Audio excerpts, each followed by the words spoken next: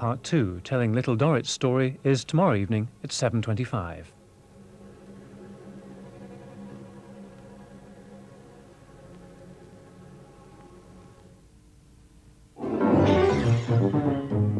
More from the pen of Charles Dickens on Thursday night with the award-winning adaptation of Bleak House. Tom Jarndyce! Gone! When I first came here, it was bleak indeed. He'd left the signs of his misery on it. You were born to it, Esther. To look after us all and be loved for it. Is there anything that you want to ask me? About myself? Yes. I must protect the system from those who would overturn it. The Jarndyce case, sir. Is it about a will? Who copied that? The man unquestionably died of his own act. And what kind of man was this deplorable creature? By appearances, the commonest of common. Appearances, of course, can deceive. Charles Dickens' Bleak House begins on Thursday night at 8:05 on 2. Comedian Pete McCarthy crosses the international pain barrier shortly in the beer-swilling, wine-quaffing, head-splitting, light-hearted Hangover show, in which he offers some wry and comic observations to put the sparkle back into those tired eyes. And before that, Sir Arthur Streeb-Griebling's decanter is holding out very well, thank you very much, as we reach the 7th day of Christmas and spend 5 more minutes revealing a life in pieces.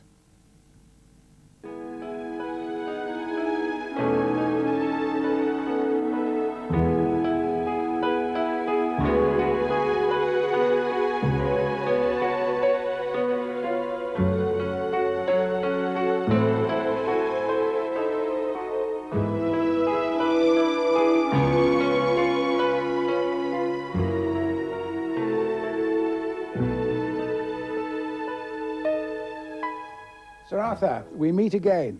Yes, indeed. And you've settled on this occasion on a swan motif. Yes, I've always been fond of swans, very graceful beasts, especially the young swans, known as singlets, due to their vest-like appearance. And this is why, in the winter of 1954, I started Griebling mail order. With virtually nothing. Virtually nothing, yes. My entire stock consisted of 2 extra-small army surplus long-necked singlets, which I got on the cheap because they had no armholes, and half a dozen boxes of matches. Now, I advertised the singlets as swan vests, and anyone who replied was sent a box of matches. Did anybody reply? Not really reply as such, to be perfectly candid with you, no. But from these modest beginnings, you were able to diversify. Yes, fortunately, due to a mix-up with the matches, both vests were burnt to the ground one night, and I was able to claim on the insurance. They're very noble about it. And I moved on to personalized light bulbs. I had a hunch that a light bulb with your Christian name on it, any name you cared to specify, would be both a talking point and lend a certain amount of kudos for business and leisure activities. And was your hunch correct? Let me put it this way. Before I had even begun trading, demand was such that only 2 names were left available. And what were they?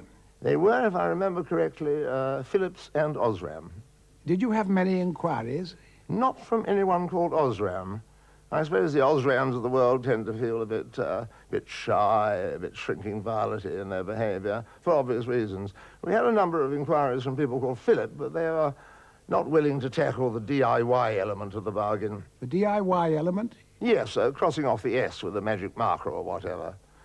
My best lead was a chap I ran into a pub called Watts, who said he was toying with the idea of christening his daughter 60. It turned out he was lying. You can't trust anyone in business. So I rather abandoned the light bulbs. But then, luckily, along came the Balinese fighting fish. The what? Balinese fighting fish. It's a tiny little fish, about 1/4 of an inch long, but pound for pound, the most savage animal in the world. I've never heard of it. Haven't you? We've sold millions of the little blighters. The only trouble with the Balinese fighting fish, 19 pounds a pair, by the way, is that such is the savagery of these tiny little oriental animals that very often they would devour each other in the post, even first-class mail. A day in the post, and when you opened your package, no sign of the fish whatsoever. Did you consider separating the fish and sending them individually? Of course not! To separate a Balinese fighting fish from its mate is an awful thing to do. They pined? A, they pine, and B, it's bloody dangerous. Try to separate two Balinese fighting fish and you can lose an arm. And even if you manage it, using tweezers or a spade or a cattle prod or whatever, you actually get one of the little horrors into the envelope, the chances are the consignment will never arrive. Because the fish will eat the envelope. The fish will eat the envelope, turn on itself in a feeding frenzy and take its own life. The whole caboodle disappears en route and the customer gets bugger all, and that's a teensy-weensy bit dishonest, I think. Sir Arthur, were you ever accused of fraudulent trading? No, no, no, no, no, no, no, no, no, no, no, no, no. Well, let me put that another way. Yes, from time to time, there were complaints. Frequently, we had to install a whole hotline for the complaints, but fraud is very much in the eyes of the receiver, isn't it? What I was doing was not so much fraud as teaching people a valuable lesson. Many famous figures in history have made mistakes, and they've been taught a severe lesson from them. And one of the lessons I like to think I've taught people is not to write away for mail-order fighting fish. The whole notion is bloody ludicrous, and if you're stupid enough to do that, far better you should learn your lesson for a very reasonable £19 plus 28 days for delivery, rather than by saying losing 1 million men in the snows of Russia. I mean, that is idiotic. Indeed. So, Sir Arthur, 7 swans are swimming. A line from Yeats, of course. What? Was he a friend of yours? Who? Yeats. What? W.B. Yeats. W? B. Yeats. Never heard of him. D. Yeats, yes. D. Yeats Lawrence, I knew. Lady Chatterbox and her whatnot. Well, at any rate, Sir Arthur, 7 swans are swimming, your 7th choice. No, it wasn't. Thank you, Sir Arthur. No, I distinctly remember ordering 7 pairs of ex-army binoculars. You know, those X-ray things, I've always hankered after those. Bloody inefficient. You order binoculars and you get swans. I don't know.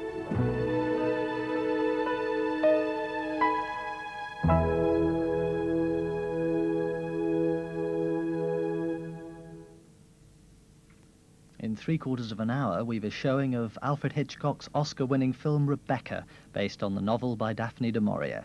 It tells the story of a wealthy widower who carries his new bride over the threshold to the family home, only to encounter the lingering spirit of Rebecca and his former wife, Laurence Olivier and Joan Fontaine, star, in 45 minutes. And talking of lingering spirits, we've something of an antidote to those throbbing heads now, administered by Pete McCarthy in the Hangover show. Alcohol is a poison.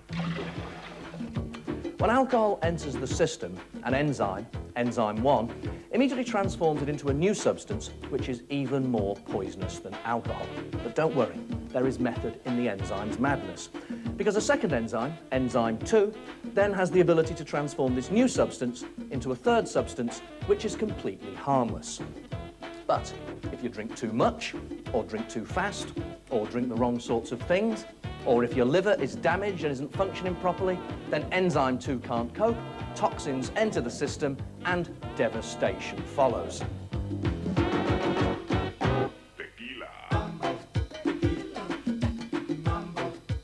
Now, it's because alcohol is a poison that it's also an acquired taste. That's why, over the years, we've evolved mixers to make it more palatable. Lager and lime, gin and tonic, whiskey and dry ginger, port and brandy. Now, in 1972, Kingsley Amis wrote this book on drink, imaginatively entitled Kingsley Amis on Drink. And in it, he says, "The human race has not devised any way of dissolving barriers, getting to know the other chap fast, breaking the ice, that is 1/10 as handy and efficient as letting you and the other chap, or chaps, cease to be totally sober at about the same rate in agreeable surroundings." Chaps, eh? Kingsley Amis, knighted earlier this year, and one of the great post-war British novelists. Also, an obnoxious old piss artist. Famous for only hating 2 things in the world, women and everything else. But he does know a thing or two about drink, and he's right. Alcohol does make us more convivial. But if we know that alcohol's a poison, and we know that it tastes so bad, then why do we spend so much time and energy acquiring this taste in the first place?